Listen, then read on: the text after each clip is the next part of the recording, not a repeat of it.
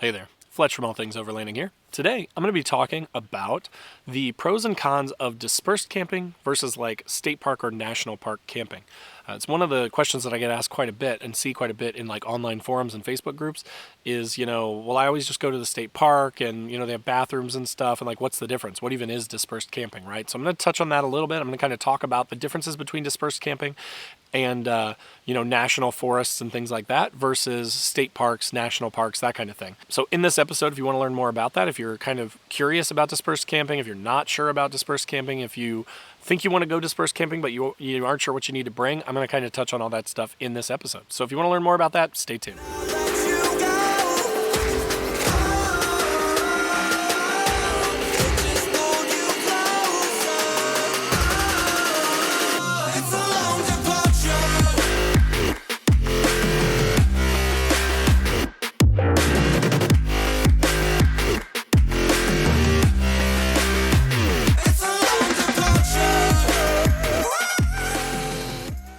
All right, guys, as I mentioned today, I'm talking about the pros and cons of dispersed camping versus national parks or state parks. So let's start with a definition of kind of what dispersed camping is, right? So dispersed camping is something like where you go to a national forest and you just find your own spot. So basically there is public land, federally owned public land, where you are, as a taxpayer, entitled to go into and kind of explore and check out. And then when you find a spot that has already been made, there's a fire pit there, usually like a fire ring or a fire pit. In Hoosier National Forest, it's a little different than like out west, I think, where our spots are a little bit less well defined. But if you pull into a site and there's a fire pit, generally you're okay in the national forest. But with dispersed camping, you just kind of show up and you are expected to be self-sufficient. You are expected to kind of take care of yourself. You are literally just borrowing the land to use it to camp on. And then when you're done, you need to clean everything up. You need to take everything with you. There are no facilities. There's no trash. There's no anything like that. So you need to be prepared to take everything out with you. Pack it in, pack it out, right? Obviously, if you're familiar with like state parks, national parks, that kind of thing, more well defined, right? There's like a ticketing system. You have to like reserve a spot and then you have a set spot that has a number on it. You come, you show up, you check in, you pay your fee or you pay your fee online, and then you go to your campsite. And generally there's a lot of people, they try and pack in the camping as much as possible in an area, right? So there may be your spot and then another spot 10 feet away from you, another spot 30 feet away from that, and then 20 feet away from that, another one. People across from you, there's like a road in between usually. So usually a little bit nicer, meaning like more established, more like a concrete road versus like maybe gravel or even having to do some light off-roading to get to a spot. Same with national parks, right? Same idea. You pay a fee to get into it. You pay a fee to camp. You have a set designated area, right? So let's start with pros of each. So there are pros and cons of each. Now, I definitely have my favorite, and at the end here, I will tell you kind of which one I prefer, and I'll tell you why. But I'm going to try and be as unbiased as possible and go through this thing with pros first and then cons, and then I'll talk about my feelings at the end. So starting with pros of dispersed camping. The pros of dispersed camping, which I'm doing right now, I'm in Hoosier National Forest camping, are that it's a little bit more peaceful, right? So there's the site that I'm in right now, there isn't a site for probably another 3/4 of a mile up the road from me. So even with me talking right now, there's no one close enough even to hear me, right? So you're out in the middle of nature, you're a little bit more secluded, there's a little bit more privacy. I feel like you're a little bit more attached to nature. So I'm gonna kind of like not like blur out any of the background sounds so you can hear the birds chirping and stuff. It's actually really beautiful right now. The sun is out. It's about mid-50s right now. I mean, it's just fall in Indiana is the best time to be in Indiana. Probably the only good time to be in Indiana, if we're being completely honest, but I digress. But so yeah, you get a little bit more peacefulness, you get a little bit more seclusion, you get a little bit more privacy, right? It doesn't cost anything. So that's another pro of dispersed camping is with dispersed camping, there's no entry fee. You can drive straight into a national forest. You can go exploring. You can find a spot and you just pull into it and you camp. You don't have to pay a fee. You don't have a set spot. So that is some of the pros. The other pro that I just kind of mentioned is the exploring piece, right? So like it versus like going to a state park or a national park where you are given directions and a map and you go to a place. With the idea of dispersed camping, you can kind of just go out and drive around and check out spots. If you don't like one, drive to the next one, just keep going and exploring. So that's kind of a pro too, I think, is that sort of fun that you get with getting to explore and kind of never quite knowing exactly what kind of spot you're going to get, if it's going to be shaded and have a bunch of trees, or if it's going to be pretty open and in the sun, or, on a pond or whatever. You get to explore a little bit more. So now let's go to pros of state parks, national parks, right? So as I mentioned, they are more established. So if you are not a big camper, right? If you were just kind of starting to get into this thing and you want to kind of give it a dry run and test out some of your gear and stuff, but you don't want to be too far away from power and toilets and help if you need it, then a state park or a national park is a great option, because again they are generally paved. There are maps. There's going to be people around. You're not gonna kind of be on your own, right? You don't have to worry about if you get a flat tire out in the middle of a national forest and you're kind of like on your own. If you're in a state park or a national park, there'll be someone there. You could call a tow truck. There's a lot of opportunities for help if you need it. So that's definitely a pro of them, is that they're more established. Again, like I mentioned, you get power in a lot of cases. They have primitive spots, and then they generally have powered spots with like a plug. So if you needed to run a CPAP or a fan or keep a fridge running or anything like that, then at a state park or national park, you have those options to have an electric site. So you could do that. You could have a little bit, you could ease yourself into it a little bit, right? Other options or other benefits and pros of state parks and national parks are toilets, right? Like it's something that definitely is a concern. It's one of the things that I get asked the most too is what do you do out there, right? And the answer is you have to bring your own toilet. You have to bring your own toilet and you have to pack out your own garbage, right? So that is a pro of the state parks and national parks, is they usually have generally fairly nice toilets. I mean, they're not going to be like the nicest toilets you've ever been in, but they're better than pooping in the woods, right? So that is another thing. And then of course, like I mentioned, help is another thing. So just being close to people, just being able to like ask for help, being able to get help if you get a flat tire, if your vehicle breaks down, if you forget something, you could run to the general store and you could buy food or fire starting stuff or that kind of thing. Whereas if you forget something, you come out to the national forest. Good example, I'm on a camping trip right now, 2 days. I forgot my 3-gallon water jug.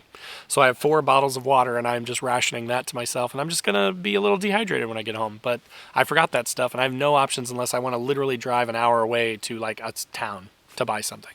So in a state park, you have those options, right? You have stores, you have ability to buy food and stuff like that. So there are definitely some pros to it, right? So now let's go into cons. So what are the cons of dispersed camping? Well, they're kind of the opposite of what I just said of the pros, just switched, right? So again, with dispersed camping, there's no toilets, there's no assistance. If you would get stuck, there's no one to help recover you. You may or may not have enough cell signal to call out for like a tow truck or something like that. Kind of depends on where you are in the country or the world.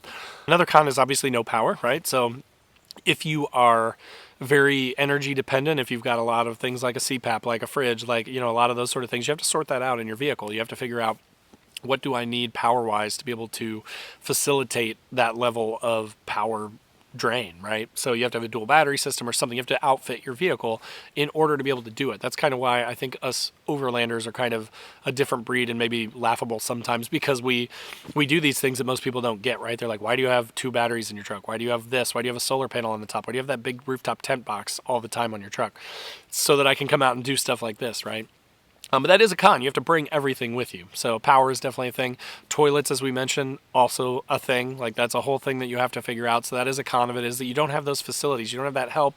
You don't have that established stuff. So there have been times where I will come out to a national forest and I've got 2 or 3 spots in mind and they're all taken. So that's another con of dispersed camping, is there's no reservations, right? So it's first come, first serve. If you show up and your spot's taken, you go to the next one, it's taken. You go to the next one, it's taken. Sometimes in the summer, I know, at least here in Hoosier National Forest, all the spots get taken up quick. And some people come out here and stay for like weeks at a time. So sometimes that can be a disadvantage of dispersed camping, especially if you drove from a long time away and then you've got to figure something else out because you can't find a spot. That can be inconvenient. So cons of state parks and national parks. In my mind, the biggest con is actually the thing that I said was a pro earlier, and that's the people, right? No offense, I love people. I'm a social person. But when I go out to go camping, generally I want to enjoy nature. I'm coming out here to sit in the woods and listen to the birds and read a book and kind of relax, right? I don't want to hear other people's music blasting or kids screaming or dogs barking or generators running, that kind of thing. So that is definitely a con of the state park, national park, is there are a lot of RVs, there are a lot of people, there are a lot of kids. I know last time I went, which was probably like a year and a half ago, to a state park, I had the rooftop tent on top of my truck, and every single person in that place walked over to me at one point and wanted to see the tent, which is cool. And that sounds like I'm a crappy person. I'm not. But it just got exhausting after a while, right? Like it was kind of like, yeah, climb on up in there, Johnny Bob, go on up in there. Let's go hang out in my tent if you want, I guess. And everybody wanted to see the tent because it was so unusual, right? And again, I'm happy to show people, but after like 2-3 hours of that, my youngest son was with me and he was like, Dad, when are we going to get to do something? Like, you're just showing off the tent and the truck all day long. And I'm like, I know, I'm sorry. So people, that in my mind is one of the bigger cons. If you want to get away from people, if you want to kind of have some peace and solitude, or if you want to, you can still bring people, right? Like the last time that I was in this campsite about a month ago, there were like 4 of us. So we had people around, and you can spend time with the people you want to, right? That that aren't going to scream all night or have kids screaming all night or have dogs barking or running generators and stuff. So yeah, anyways, that's a con in my mind of that. So let's kind of wrap this thing up by then me kind of giving you my opinion of it and which one I prefer, and I'll tell you why. When I was younger, I grew up and we used to go to state parks all the time. I actually worked at McCormick's Creek State Park down in southern Indiana. Was a lifeguard for like 7 summers. And worked for DNR and did some stuff in the winter and chopped down trees and did stuff like that. It was a ton of fun. And I love that place, and it's a great place to camp, and the state parks are fun to camp in, so I don't want to poo-poo all over the state parks. They're fantastic places, especially if you're newer. Again, it's a great benefit to have all those amenities there and to have the ease of setting a reservation, knowing you're going to get a spot, showing up and just camping, right? State parks and national parks are also a great place to test out gear and stuff. So like, if the problem for me is all the state parks are still equally far away as Hoosier National Forest is for me. So it's just as easy for me to go 2 hours away to Hoosier National Forest as it is to go 2 hours away to Turkey Run or to a state park. But if there was one closer to me, it would make perfect sense to get a spot, once or twice a season to take out some new gear, to test out a fridge, to test out a new battery bank, to do sort of like overnighters and that sort of thing, just to test out gear. But in my opinion, kind of the whole point is to get farther away from people. That's why I built my truck. That's why I built it the way that I did, is so that I could find a more beautiful spot, so I can go exploring. So I love the exploration side of it almost as much as the camping side of it, where like this spot that I'm in right now, again, I didn't know about before a month ago. And then I randomly came out here with some buddies and I was like, this site is beautiful. It's, it's heavily wooded. It's very well shaded. It's nice. It's, it's got some places with the sun peeking through, so you can get some sun. You can use the solar if you want to, but you're not going to be hot and, burning up all day. You've got some options, right? So I love this spot, and I love that we found this and then I marked it on my map, and now I come back and I can use it if I want, right? Or I can go to a different spot that's different if I feel like that. So you kind of have more options as far as how beautiful your spot's going to be, what you're going to be looking at, what kind of environment you're going to be in, how close you're going to be to people. You have more control of that when you're doing dispersed camping. So, I definitely favor dispersed camping. Now, again, you do have to bring that stuff with you. You do have to remember toilet stuff. You have to remember water. You have to bring all the things with you. So it is sort of a ramp up from like a state park or like an overnight camping thing to be able to come out and do dispersed camping. But it should not seem super intimidating. Like, you're going to make mistakes, you're going to forget stuff, that's fine. I have been doing this for 5 years and I forgot my water. One of the most important things. I can't cook my freeze-dried food. Now, I brought other food, so I'm fine, but I literally was going to bring that and do some like freeze-dried meals, and I forgot it. So, you're going to forget stuff, it's fine, but just go out and explore. Go and give it a shot. Try and make a checklist, run through everything. I'll actually put a card up here to another one that I did that has a pretty cool checklist in it. If that's helpful for you, if you're newer and you're trying to get into this and you want to make sure you don't forget stuff, I'll link to that up there. But just go out and explore. Don't feel super intimidated. Don't feel like you can't go dispersed camping because you're just not prepared. You don't need that much. Okay. So anyways, I hope that kind of gives you a little bit of information if you, again, are newer and like wondering the difference between dispersed and like state park type camping. If it was helpful, click that like button. If you're not already, make sure to click that subscribe button. Click the bell to be notified when new videos drop. I do a couple videos every single week on YouTube. I do a podcast once a week on all major podcast channels. So if you're into anything to do with overlanding or gear reviews or do-it-yourself mods or budget mods, that kind of thing, you're definitely going to find stuff here on All Things Overlanding. Also in the description down below will be links to Facebook, Instagram, TikTok. I've got a Patreon page with a Discord where we all chat. It's awesome. There's also the Newbie Overlanders Facebook group. So again, if you're new, that is a great group to join. Not going to get beat up like the other groups, I promise, or I'll kick them out. So anyways, we'd love to have you in that. But again, thanks for watching. Thanks for listening, and we will see you guys next week.